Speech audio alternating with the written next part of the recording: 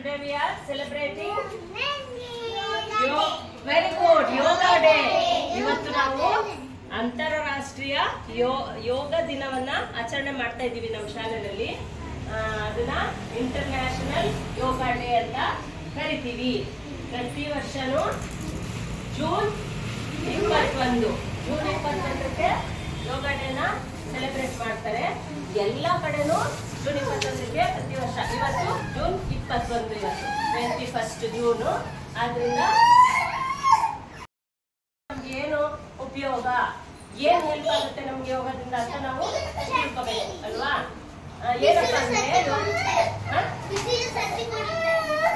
Very good.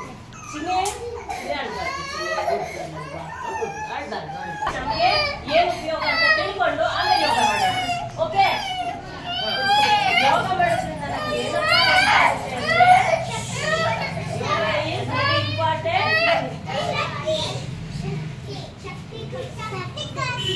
Very good.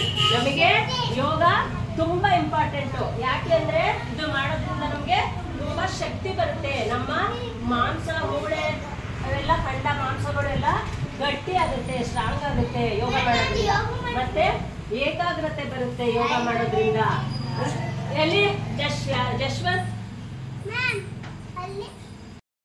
ಏನು ಉಪಯೋಗ, ಏನ್ ಹೆಲ್ಪ್ ಆಗುತ್ತೆ ನಮ್ಗೆ ಯೋಗದಿಂದ ಅಂತ ನಾವು ತಿಳ್ಕೋಬೇಕು ಅಲ್ವಾ?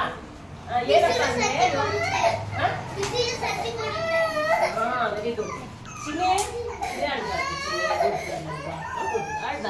ನಮ್ಗೆ ಏನ್ ಉಪಯೋಗ ಅಂತ ತಿಳ್ಕೊಂಡು ಆಮೇಲೆ ಯೋಗ ಮಾಡೋಣ. ಓಕೆ, ಯೋಗ ಮಾಡೋದ್ರಿಂದ ನಮ್ಗೆ ಏನಪ್ಪ